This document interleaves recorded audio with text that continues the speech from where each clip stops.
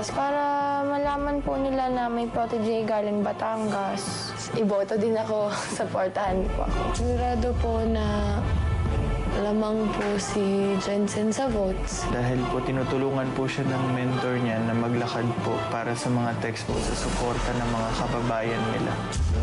Yung at first po, na-offend po ako kasi tingin ko lang naman po meron kanya-kanya po yung mga strategy, yung mga mentors namin kung paano kami susuportahan. Basta yung rules of the game, wala kang binabiolate, wala akong dapat explain kahit kanino. Ganun na kasimple yun. Ginagalingan ko naman po sa tuwing Sunday. Sa tingin ko po na-appreciate po talaga ng tao yung performance ko every Sunday. Hindi lang po yun dahil sa nangangampanya kami, kaya dumadami po.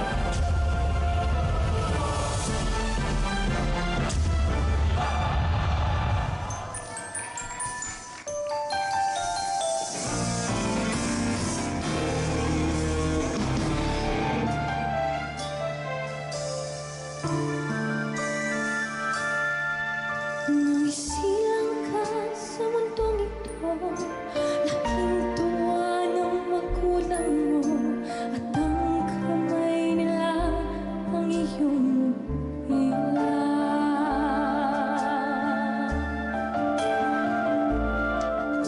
At ang nanay at tatay mo, di malaman ang gagawin, minamasdan pati pagtulong mo.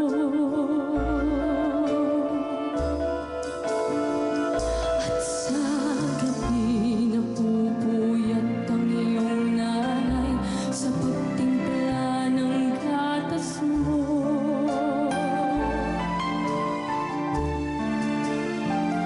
At sa umaga na may kalong ka ng iyong amang tuwang-tuwa sa'yo.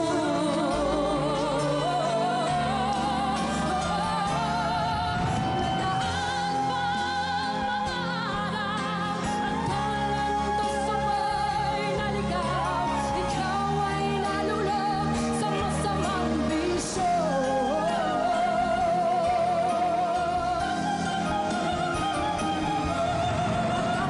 Una mong nilapitan ang iyong inang lumuluhang at ang tanong, anak, ba't ka nagkaganyan?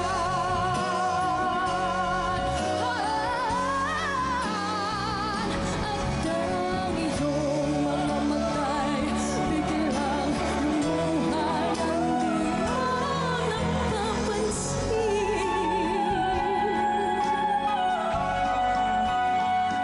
Nagsisisi at sa isip mo nalaman mo ika'y nagkamali.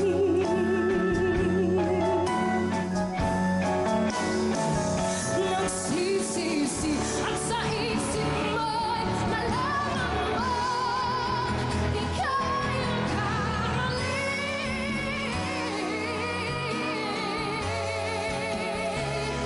Nagsisisi at sa isip mo nalaman mo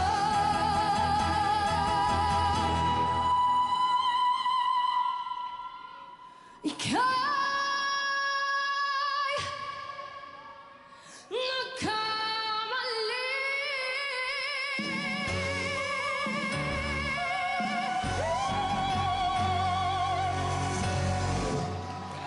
Jensen with Jonalyn, ladies and gentlemen.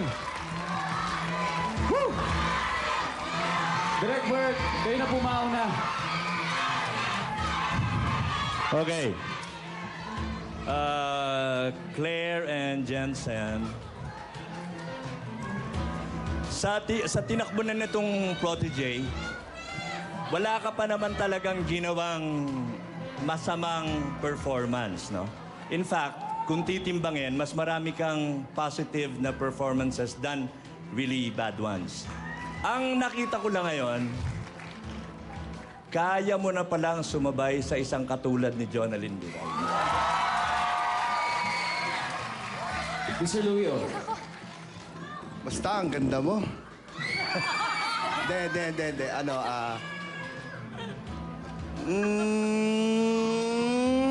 nagustuhan ko yung kanta mo ngayong gabi. And what I noticed kasi is parang, miski anong gawin mo, miski anong kantang-kantahin mo, kadalasan nagiging ginto. Yun, no? Miss Yula, ano po masasabi ninyo? Pagaling ka ng pagaling. At saka gusto ko yung part na kung kailan ka bubuga at saka kung kailan mo hihinaan. Eksakto kung anong part ng kanta na yon. At saka total package ka eh. Salamat. At syempre dito, Joey. Ito, ano kaya to? Tignan, mga kaibigan, ito na ang pinakamakatatuhan ng pag-awit ng anak na nakita ko. Dahil habang kumakanta ka,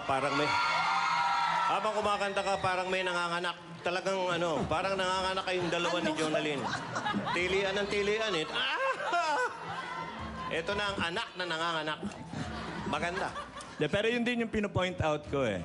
Na pagkakakanta ka, lalo na kung lalagyan mo ng emotion, dapat tama lang, hindi yung sobra. Eto, tamang-tama lang. Hinihingi nung kanta, tama lang yung binigay mong emotion. Miss Claire, you wanna say anything? Well, nagpapasalamat ako syempre doon kay Sushi kasi siya yung gumawa nung voicing nilang dalawa.